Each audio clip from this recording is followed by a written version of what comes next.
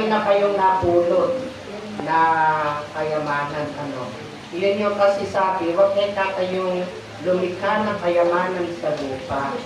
Magpundar kayo ng kayamanan sa langit. Amen? Kaya, although mahahaba yung magsipagsalita ka lang nagugutom ang ating katawang lupa. Pero ang Espiritu, masayang-masaya. Yes, amen. Okay, ito na lang. Ngayon ay pinagdiriwang ang luklukan ni San Pedro. Sabi ng Ninang Minda, si San Pedro, yung pinagmulan ng iglesia. Yung iglesia, hanggang ngayon pinupukol, winawasak. Pero mananatiling matatag.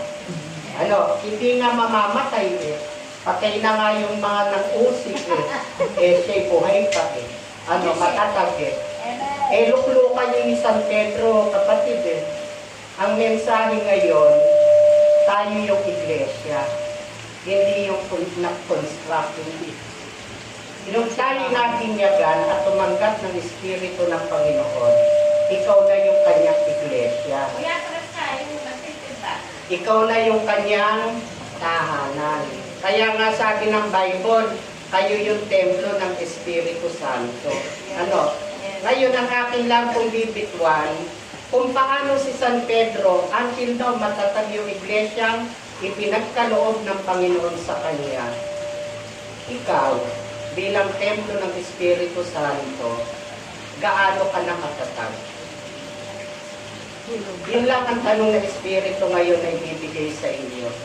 Gaano ka nakatatag bilang templo ng Espiritu Santo?